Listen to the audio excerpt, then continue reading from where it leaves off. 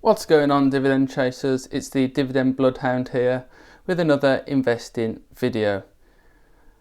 In this video we're going to talk about my 5 recession-proof stocks that I've either got in my portfolio or I'm looking to add to my portfolio in the near term. And these are staple stocks that should get you through this oncoming health crisis induced recession and then recover beyond then and continue to basically you can buy and hold them forever. So these 5 companies are, and they speak for themselves, you will definitely recognize them. We have Microsoft, we have UPS, we have 3M, AT&T and Coca-Cola. Now obviously every single one of them you will 100% recognise. Most of you will probably have at least one of them in your portfolio, I do not doubt.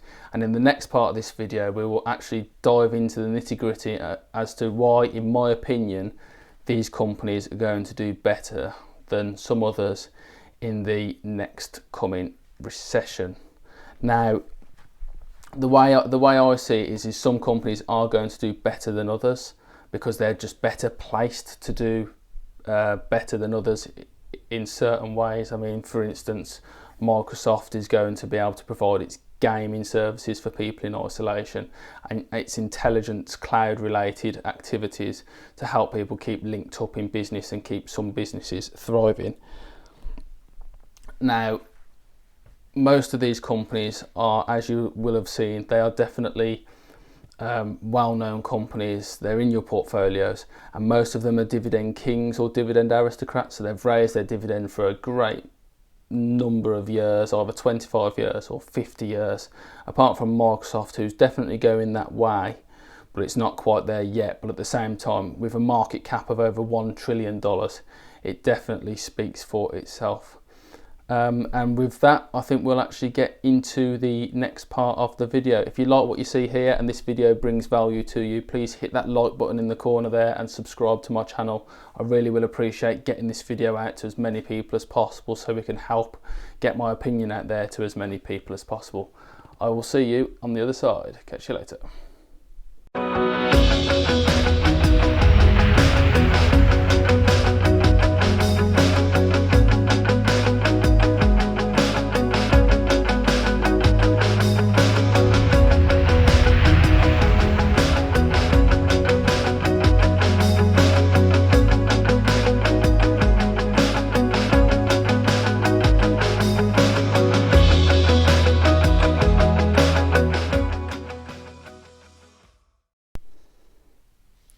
Okay guys, thank you for joining me in the next part of this video.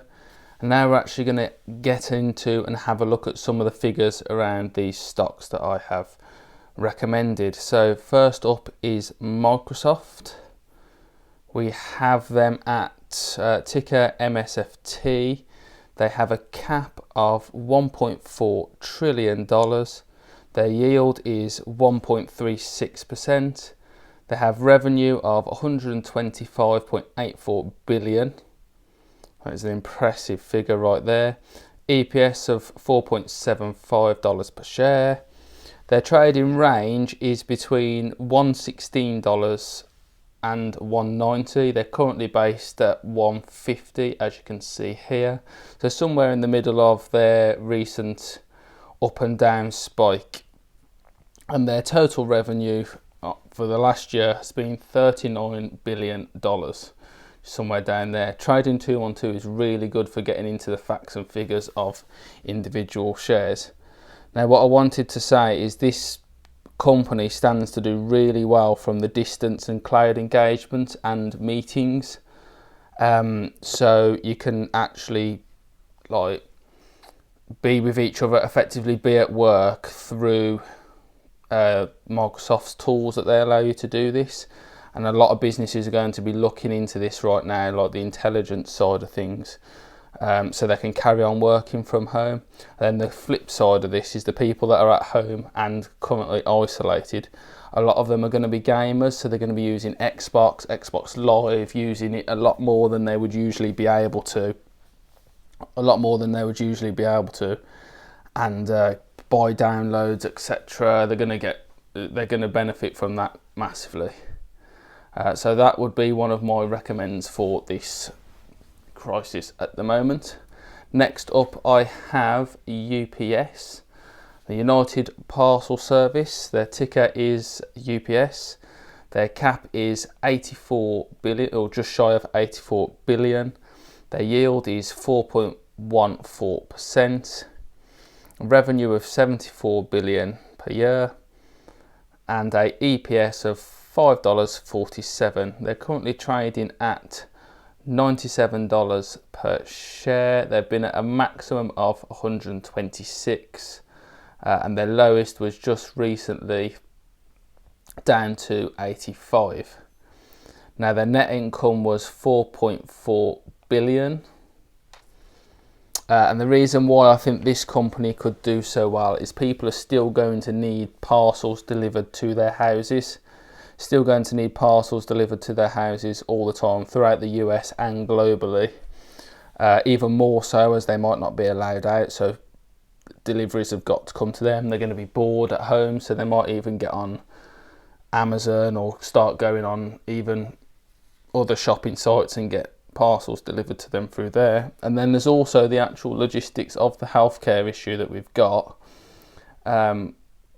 Stuff needs to be passed, healthcare essentials need to be passed A to B, so from supplier to hospital, and there's a good chance that UPS will be used to do this. I mean, look at that, 500,000 employees. That is absolutely ridiculous to get on and get all these stores out as quick as they possibly can. Next up, we have 3M, ticker M.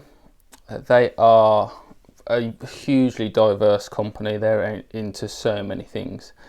Their cap is 76 billion. Their yield is 4.41 at the moment. They have a revenue of 32 billion. Their EPS is 9.38 per share. They're currently trading at $133 per share. In the last 12 months, they've been as high as 220, and they've been as low as just recently 125, which is a bit of a battering for this company, to be fair, in terms of share price. And their net income has been 4.75 billion.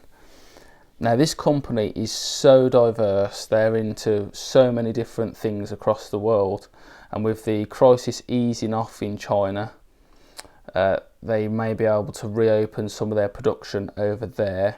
They also are responsible for manufacturing face masks, the actual face masks that work at the moment.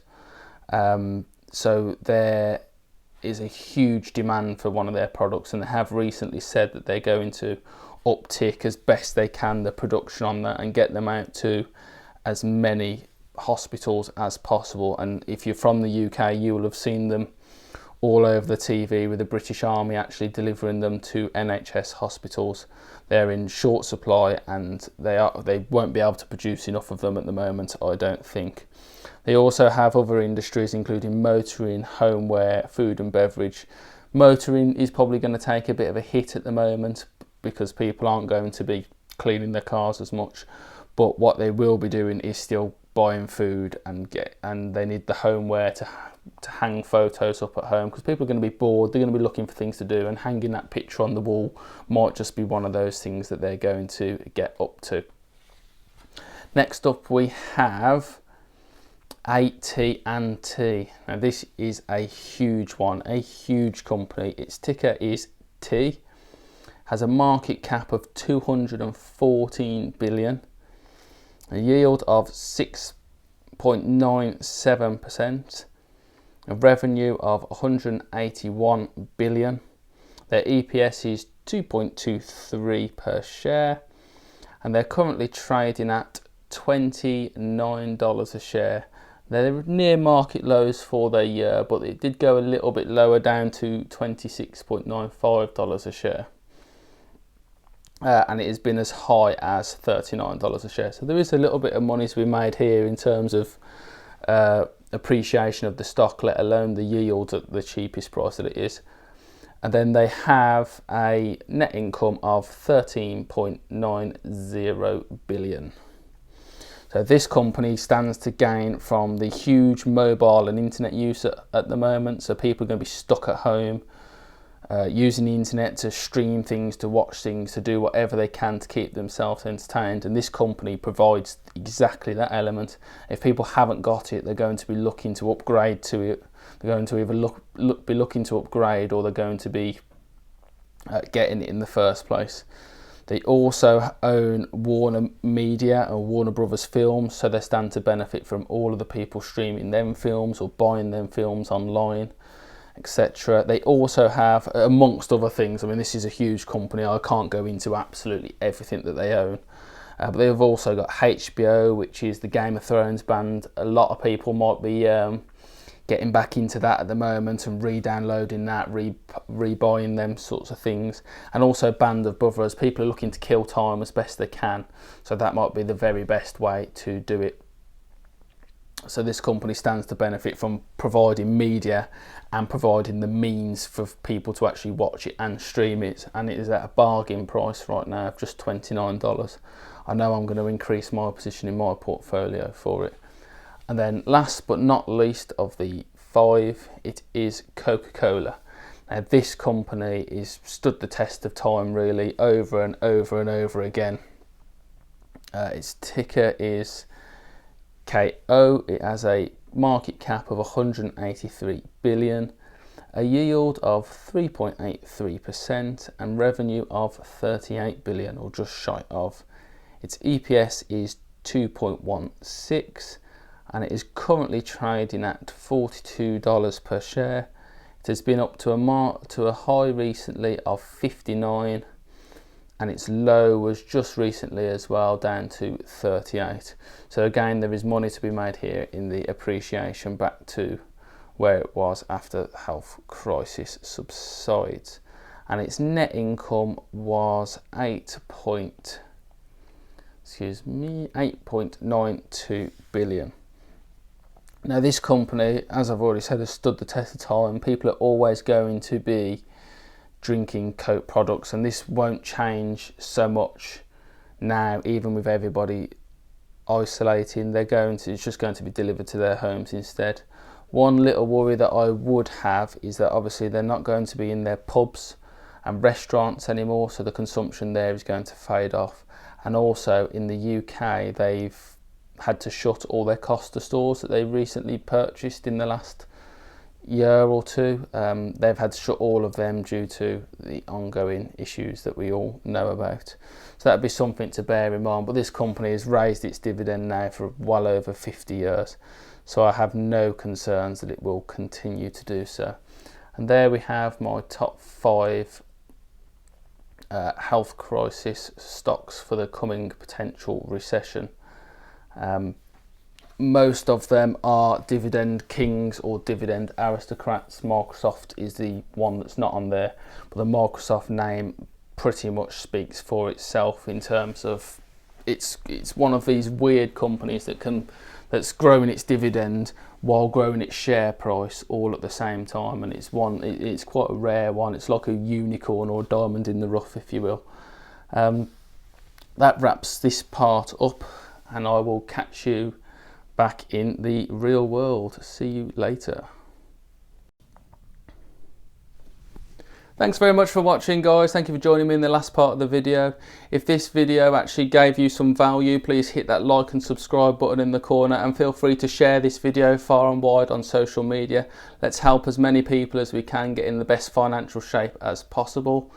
And I will catch you around in the very next video. Thanks for watching. See you later.